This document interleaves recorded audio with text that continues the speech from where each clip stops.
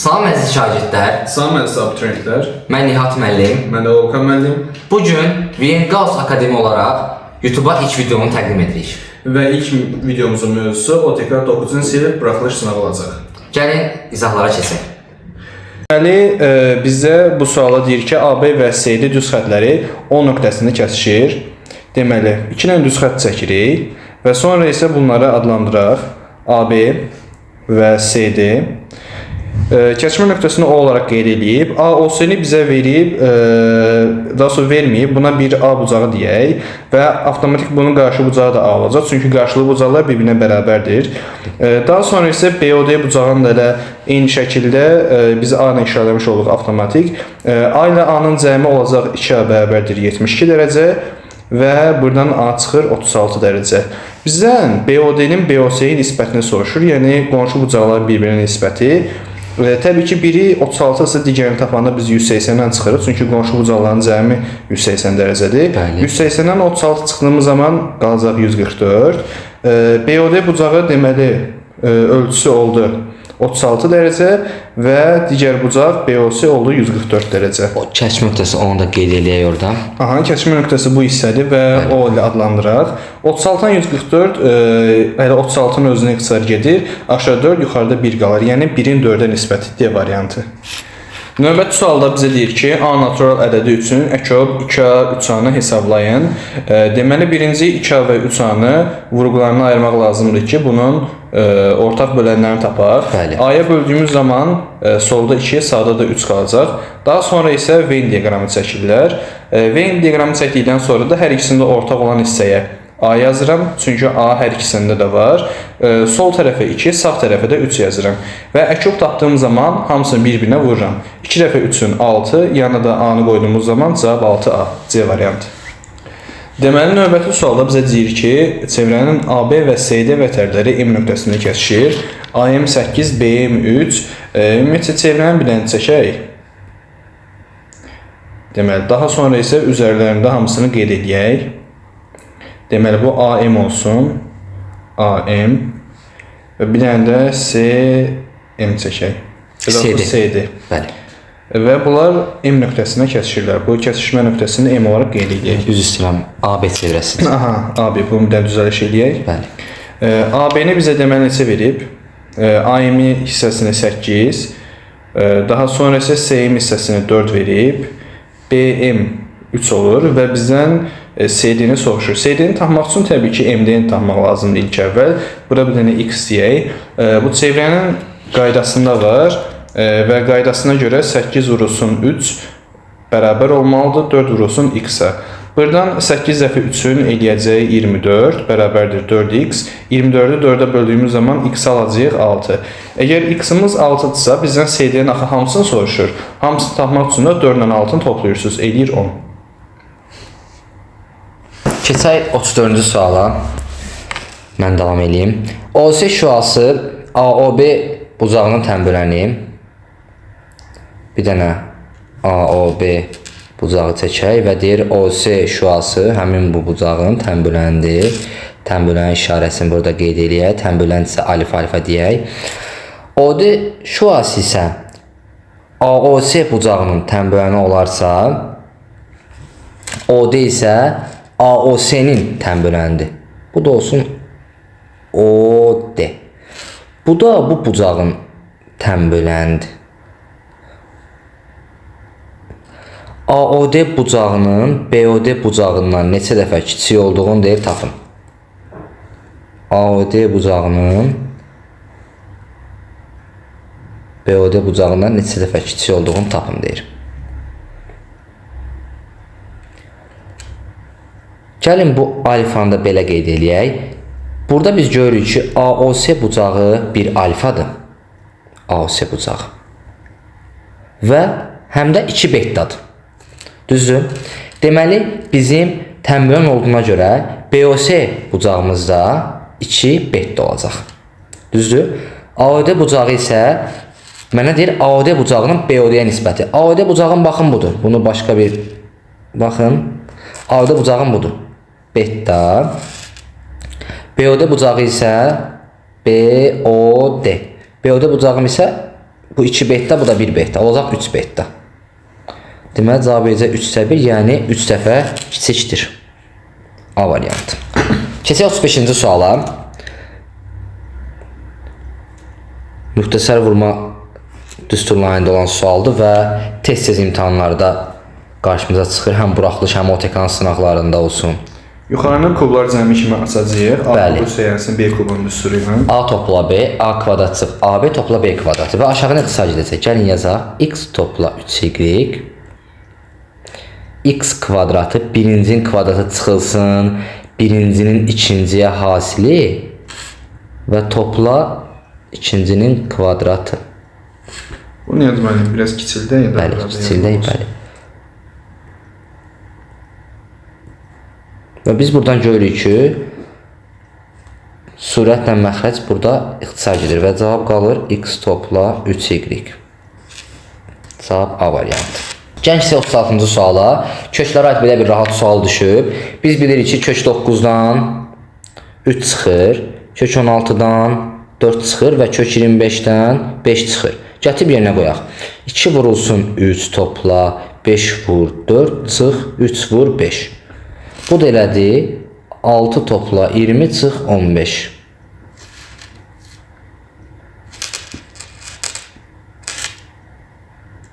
Bu da 6-dan da 15 çıxdı. 11. Cavab Y. Bəli. Gəlin 37-ci sual yazaq. Qutuda olan 25 kürədən 12-si qırmızıdır. 12 qırmızıdırsa, qalanları isə ağdır. Deməli 13 dənə də ağ var. Və deyir, ağ rəngli kürələrin sayı bütün kürələrin neçə faiz təşkil edir? Bir kürənin digəri bütün hamısına nisbəti olanda biz həmin dediyi kürənin sayını, yəni burada ağı istəyirsə biz ağı bölürük ümumi saya 25-ə və vururuq 100-ə. Çünki faizi seriyasında daim 100-ə vurmaq Bəli. 100 ilə 25 getdik, qaldı 4, bu da elədi 52%. Cavabımız oldu 52%. Əgər bizdən qırmızını soysaydı necəydik? 12 böl 25 vur 100. Yenə eyni qaydada 48. Bəli. 48 və yaxud da 100-dən çıxacaqdıq. Bunu sadəcə elə belə göstərdik.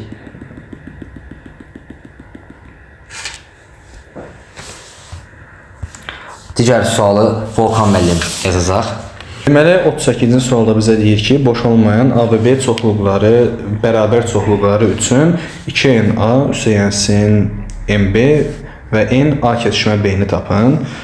Bu çoxluqlar əgər ikisi də bərabərsə, bunların mütləq qeyd sayıları da bərabərdir. Yəni A çoxluğunun sayına fərz edək ki, içərisində bir dənə element olsun və B çoxluğunun içərisində də yenə eyni şəkildə bunlar bərabər olduğu üçün bir dənə element olacaq. Bizdən birinci şərtdə soruşur ki, 2NA, yəni bu 1-i 2-yə vurduğumuz zaman 2 eləyəcək, üstə gəl 1. Bunların hər ikisinin kəsişməsi üst-üstə düşdüyü üçün bərabərdirlər deyənə yenə özlərini verəcək. Yəni kəsişməsinin sayı da 1-dir. 2 ilə 1-i toplayırıq 3, 1-ə böldüyümüz zaman cavab yenə 3. Cavab. 39-cu sualda bizə deyir ki, 3 dəftər 4 dənə qələmin qiyməti 5 dəftər 1 dənə qələmin qiymətinə bərabərdir. Əgər biz burada dəftəri X ilə, qələmi də Y ilə işarələsək, tənlik bu şəkildə olacaq. 3x üstəgəlsin 4y bərabərdir. 5 dənə dəftər 5x üstəgəlsin y. Və bunu tənlik kimi həll eləyəcəyik. Gəlin biz y-i sol tərəfə ataq, mənfi alınmasın deyənə və digər 3x-i də sağ tərəfə ataq. 5x minus 3x olacaq. Bərabərlik sağı və soluna keçirərkən həmişə işarə dəyişir. Bəli, 4y-dən y çıxanda 3y, 5x-dən 3x qalır yerdə 2x. Deməli, x eləyək bunu. Deməli, burada nisbətlə yazsaq, y-imiz 2-dir, x-imiz da 3-dür. Gətirib yuxarıda bunu qeyd edirik. Y-imiz oldu 3, y-imiz oldu 2. Bizə dəftərin qiyməti, qələmin qiymətinin neçə dəfə çoxdur, onu soruşur. Dəfə çox deyəndə də bölürdük. 3-ü də 2-yə böldüyümüz zaman 3 manatın yarısı nə qədər edir? 1 manat 50 qəpik. Bu da 1.5 olaraq götürülür. Aslında. Keçək 40-cı suala. 40-cı sualda bizə deyir ki, kök altında 17,3 hansı iki ardıcıl natural ədəd arasında yerləşir? Əgər ardıcıl natural ədədlər deyirsə, biz bununla əvvəl gələn tam kvadrat ədədə baxmalıyıq. Məsəl üçün 17,3-dən düşünürəm ki, əvvəl gələn ən böyük kvadrat tam ədəd nədir? 16. Düzdür? Kök 16-dan necə çıxacaq? 4. Bəs 17,3-dən sonra gələn nədir? 25.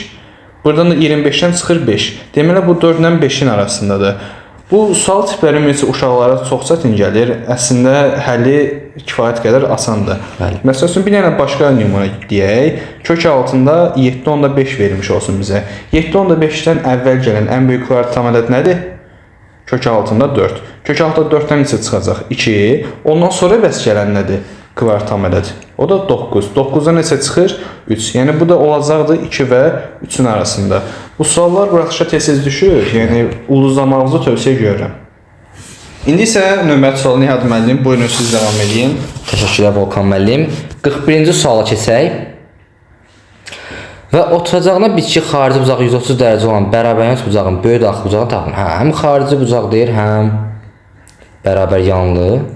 Deməli, bunun xarici bucağını veribsə, biz birinci daxil bucağını tanımaq üçün 180-dən çıxacağıq. Bəli, oturacağına bitki xarici bucağı bura oturacaqdır və bərabər yanlısı bunlar bərabərdir. Burada bir alfa desə, burada alfadır. Yəni bərabər yanlı bucağın bu xassəsidir. Həm yan tərəfləri bərabər, həm də oturacağına bitki bucaqları bərabərdir. Və deyək ki, oturacağına bitki xarici bucağı 130 dərəcədir. Bu 130-dursa, o zaman bura 50 olacaq. 180-dən çıxanda 50 Bəli. Bura 50-dirsə, burada 50 olacaq. Nəyə görə? Hər ikisi alfadır, hər ikisi bərabərdir. Və burada bir məsəl üçün beta desək, üst bucağın daxili bucaqlarının cəmi 180 olduğuna görə 50 topla beta bərabər 180-ə və biz buradan betanı tapırıq 80 dərəcə. Üst bucağın böyük daxili bucağını istəyir, bax bu 80. 80 50-dən böyükdür ona görə. Bu da D variantıdır 80. Keçək 42-ci suala. Yolun 0,136 hissə gedikdən sonra hansı hissə gedilməmiş qaldı? Uşaqlar, çox rahat sualdır. Birdən çıxında 0,136-sı getdi, nə qədər qaldı? 0,164-dür. Bizə bunu ixtisarla verib, gəlin 4-ü ixtisar eləyək. 25-də 16 ilə verib, bəli. 25-də 16.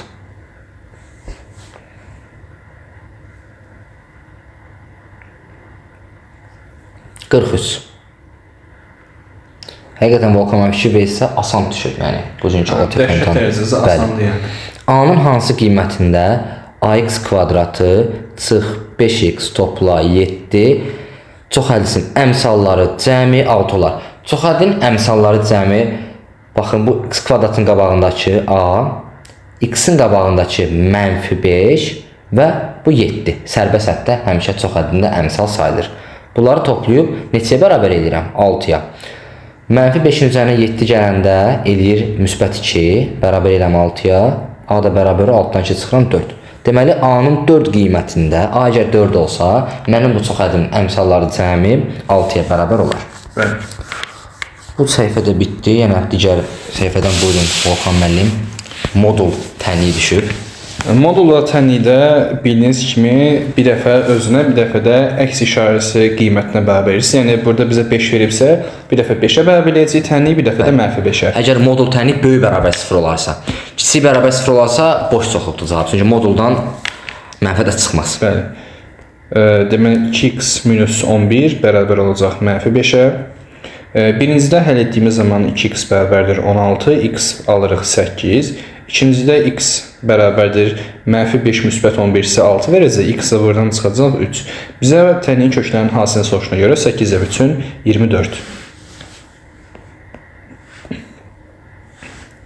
Növbəti sualda 45-ci sualda çoxhəddilərin vurğularına ayırmağımızı istəyir. Bu tip suallar buraxışa ümumiyyətcə dəhşət dərəcədə çox düşür.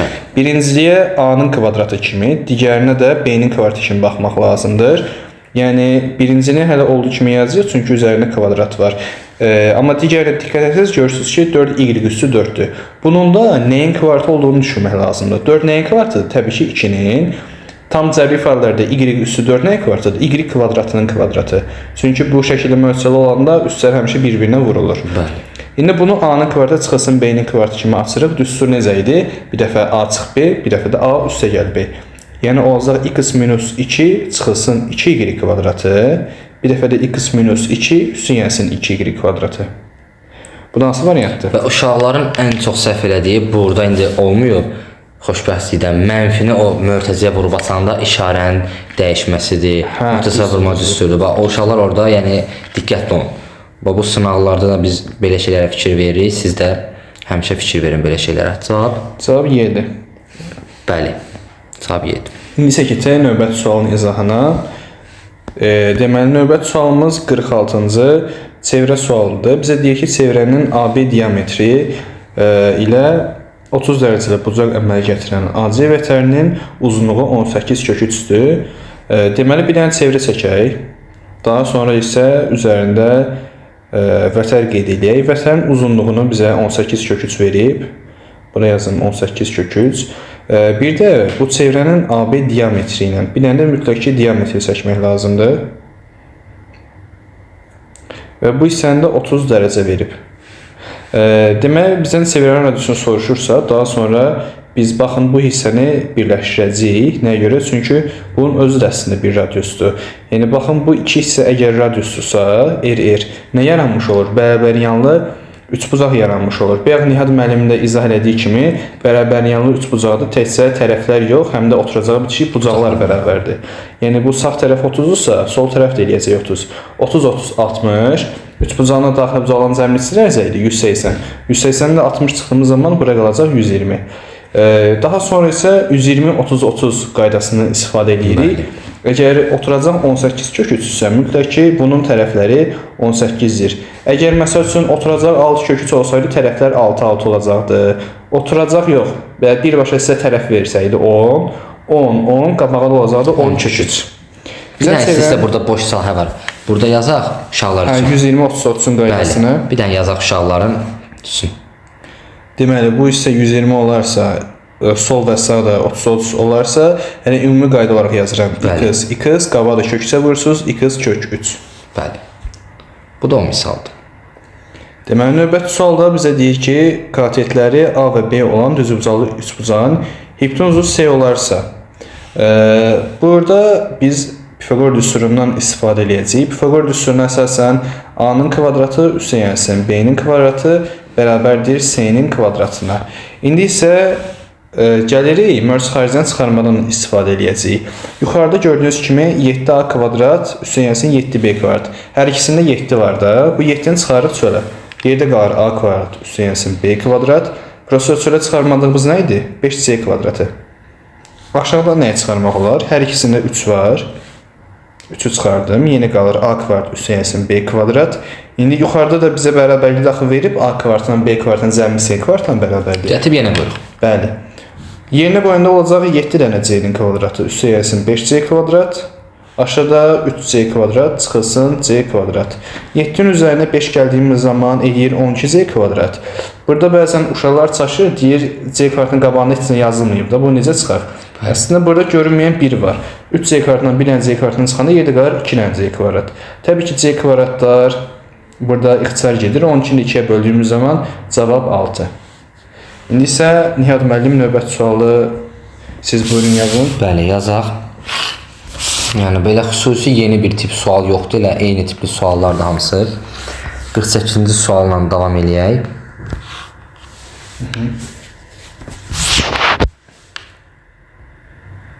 İndi 48-ci suala baxaq. 2A çıxılsın B bölünsün. Bu 18 hələ birbaşa kəsrdən yazsaq daha yaxşı olar. Onda 8 yazaq. İxtisar edəcəyik. Bəli, 2-yə ixtisar edək, qalsın elə 5-də 4. Yəni hesablamada bizə rahat olsun deyə mütləq ixtisar aparmaya bilərik. Gəlin bunu çarpaz vuraq. Çarpaz vurun. 5-i vurduq 2A-ya, elədi 10-a. 5-i vurduq mənfi B-yə, elədi çıx 5B bərabərdir. 4-ü vurduq A-ya, elədi 4A, topla 4B. Gəlin mənfi alınmasın deyə mənfi 5B-ni ataq sağa, dediyimiz kimi bərabərliyin sağ və sol tərəfinə dəyişərkən mütləq işarələr dəyişir. Oldu 9B. 4A-nı sola atdım, olacaq 10 açıq 4A, olacaq 6A. Hər tərəfi gəlin 3-ə bölək. Hər tərəfi 3-ə bölək. Qalacaq 2A bərabərdir 3B. Bayaq Volkan müəllim dedi. Bu tip misalları necə edirik? A olur 3K və yaxud 3, A olur 3K, B-də olur, baxın bu qiymət. B-də olur 2K. Mənə nəyi soruşur? 2A topla B bölünsün A çıx B. Gətirib A-nın yerinə 3K qoyuram, B-nin yerinə 2K qoyuram. 2 vurulsun 3K, elədi 6K. Topla 2K bölünsün 3K çıx 2K. 8K bölünsün K. Bu da bərabər olacaq. K'lar gedəcək. Cavab eləyəcək 8. Cavab eləyəcək 8. Hər ikisini qeyd eləyək. 29. Üzrəm 49.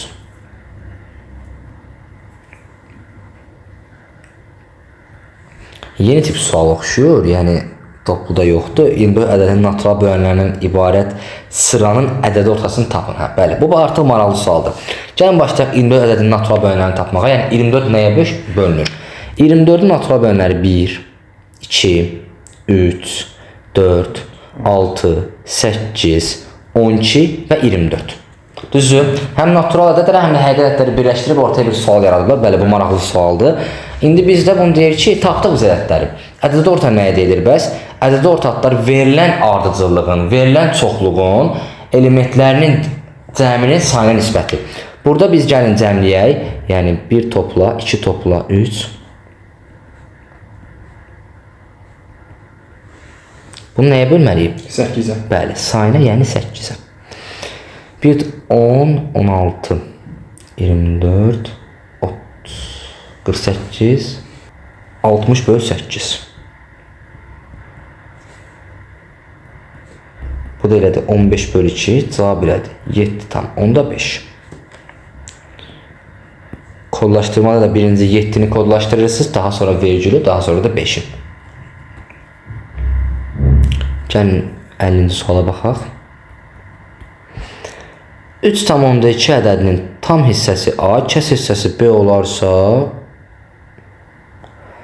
A topla B ifadəsi olar yəqin bu. Bu artıq bizim problem deyil. Yəni A topla 2B də olar. Yəni biz sadəcə sual izah eləyək sizə. PDF-də tam düşməyib. Bəli, PDF-də tam düşməyib. Gəlin sizə sualı ümumiyyətlə ətraflı izah eləyək, özünüz başa düşəcəksiniz. Bizim ədədimiz özümüzdən B yazaq. Bura belə. Bəli, olsun belə məsələn. Tam hissəm bizim ədədimiz 3,2 olarsa, tam hissəmiz 3'dür. Kəsr hissəmiz isə 0,2'dir. Aydındır? Ümumiyyətlə danışanda olsa ağzınıza deyirsiniz də 3 tam, Bəli. onda 2, yəni 3 tam hissədir. Deməli, məsəl üçün bizdən soruşur ki, məsəl üçün tam hissə A, deməli tam hissə mənim nə oldu? 3, kəsr hissəndə oldu 0,2. A və A topla B ifadəsinin cəmini tapın, yəni elə 3,2 olacaq. Burada yəqin ki, başqa bir şey soruşur. Yəni dediyim kimi 2B soruşsa 2 vur 0,2, 5, bəlkə 5B olar. 5'e vur 0,2, 1 olar, 3'ün üzərində 1. Biz sualı bilmirik. Sadəcə bu PDF axıblar bizə şagirdlərimiz, biz PDF üzərindən baxırıq. Yəni burada nə soruşsa, əsas odur həllin başa düşün. Məsəl üçün yazıram. A üzəri 5B-dən də gələr. Məsələn 4,7 olsun. Bir dənə 4,7. Bunun tam hissəsi 4, kəsr hissəsi 0,7 və nəzərinizə saxlayın ki, kəsr hissə mütləq 0 ilə 1 arasında olmalıdır. Mütləq 0 ilə 1 arasında olmalıdır. Bir dənə Volkan mənim dediyi kimi, məsəl üçün burada 5B olsa nə olar? 3 topla. Kəsr hissəni artıq biz 5'ə vuracağıq. 5'i 0,2 vurmaq, yəni 5 dənə 20 qəpik deməkdir. O da eləyir 1 manat. 3 topla 1, o da eləyir 4. Belə. Gəlin keçək 51-ci suala. Burada yenə çox bəsit bir tənlik verib sizlərə. Belə tip suallarda şagirdlərimə də deyirəm, hər tərəfi məxrəcdən, yəni azad olun. Kəsrlə işləməyin. Yəni kəsr sürətlə, məxrəclə falan işləməyin. Hər tərəfi 6'ya vurun, 2 ilə içinə çoxu. 6'ya vurun, daha sonra rahat. Bizim məqsədimiz əsas odur ki, məxrəcdən az olsun, normal tənlik formasına gəlsin ki, rahat hesablaya bilək. Yəni o 6'ya da vuranda təkcə kəsirləri yox, ümumi hamısını vurmaq lazım. Bəli, hər tərəfi 6'ya vurun. Bax, burada mən yazıram, görürsünüz? Hər tərəfi 6'ya vur. 6'nı 2-də 1'ə vuranda 6 ilə 2 gedir, qalır 3x topla 18 bərabərdir 2x topla 30. 2x atdım sola, olacaq 3x sıx 2x. X qalacaq orada. Bəli, 18 atacam sağa, baxın, müsbətdə olacaq mənfi. Yəni 30 çıx 18. Deməli, x bərabər oldu 12'yə. Cavab deyir 12. Gəlin keçək 52-ci suala. Bir-birinə xaricdən toxunan iki çevrənin mərkəzi, deməli 2 çevrə çəkirik. Bu çevrələr hər ikisi xaricdən toxunur və deyir, iki çevrənin mərkəzi arasındakı məsafə 8 olarsa. Birinci bunların mərkəzlərini işləmək lazımdır. Daha sonra isə arasındakı məsafəni tapacağıq. Bəli, bura R1, bura R2 və deyir ki, arasındakı məsafə neçədir? 8. Yəni R1 ilə R2-nin cəmini bizə 8 verib. Bəli. Və deyir bu çevrənin uzunluqları cəmini tapın. Çevrənin uzunluğu necə tapılır? 2pi R1. Artıq mən birinci üçün ayrı yazıram, ikinci üçün ayrı. Çünki radiuslar fərqlidir. Lakin ümumi çevrənin radiusu 2πr və yaxud da pi d düsturu ilə tapılır. Çünki 2 radius bərabərdir diametrə. Yəni diametr 2 radiusdur. Onda L2 üçün də bərabər olacaq 2R2-yə. 2pi R2 bəli. Və bunların cəmin dediyinə görə baxın cəmin. Mən bunları cəmləsəm 2pi ilə eləmək çıxaracağını çıxarmaq olar oradan. bəli. Buradan görürəm ortaqlar artıq bizim izahlardan başa düşürük ki, yəni ortaqları nə edirik? Çıxardırıq mötəzə xaricinə. Ümumiyyətcə bu sınaq mövzusunu gördünüz də, mövzu xaricinə çıxarma ilə əlaqəli nə qədər sual düşür. Yəni o vacib mövzulardan biridir. Cavab edə 16pi. Pi-ni şərtdə bizə 3 versəm, güman ki verməlidirlər, çünki işarələyəndə kodlaşdırma üçün 16-da vurmalıyıq 3-ə. Qapalı sualda çox vaxt pi-lə qeyd edir, amma belə pi-ni 3 versələr 16-da vuracaq 3-ə. 16pi və yaxud 48. Bunlar bərabərdir.